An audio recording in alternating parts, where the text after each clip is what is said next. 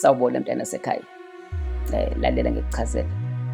Uthi uDavide mebhala kumahubo, uthi ziningi iy'nhlupheko zolungileyo, kodwa uJehova uyamkhulula kuzo zonke. Haleluya.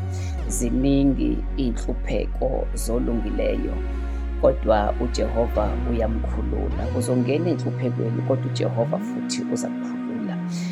Uzongena osizini, uzongena la khona ozongathandwa khona abantu, kodwa uJehova uzakukhulula.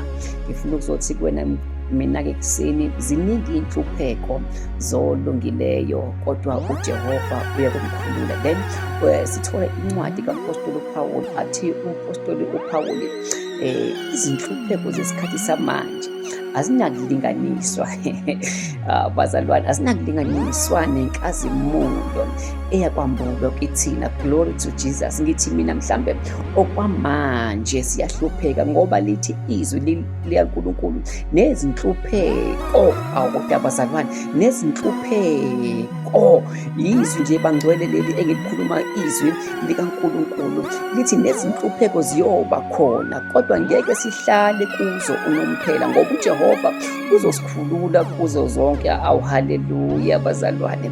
Athi uPawuli, ngubani ozasihlukanisa nothando lukaKristu na? Awubona bangcwele, ngoba akukho namunye onganamandla ukusihlukanisa nothando lwakhe.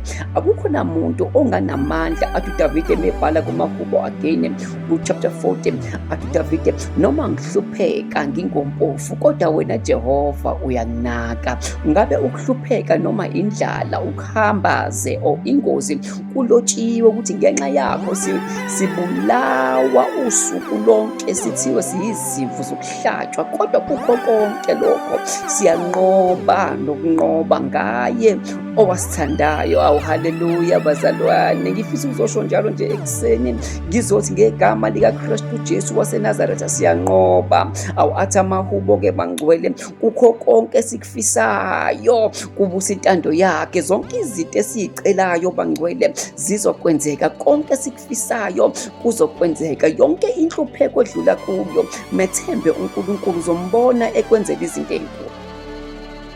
Akukho ngenzeki uNkulunkulu. Athi obhala kahle, kuwumusa nisindisiwe. Ngizosho njalo nje mfowethu kuwena ukuthi kuwumusa usindisiwe.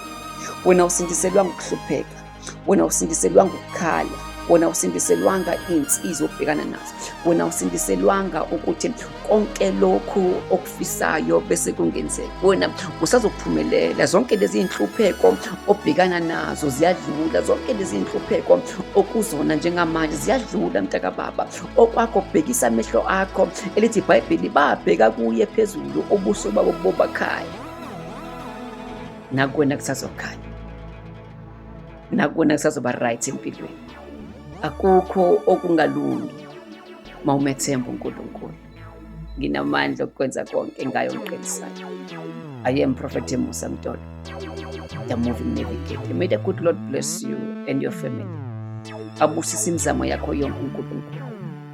Andise imkhawulo yawo, andise izinto ezinhle uNkulunkulu. Sixoshe usizi, sixoshe inhlupheko phezu kwempilo yakho, sixoshe inqalekiso phezu kwempilo yakho, sixosha lezi zinto ekwathiwa ziyowela kunina njengabantwana. UngokaKristu wena. Stay blessed. Bless.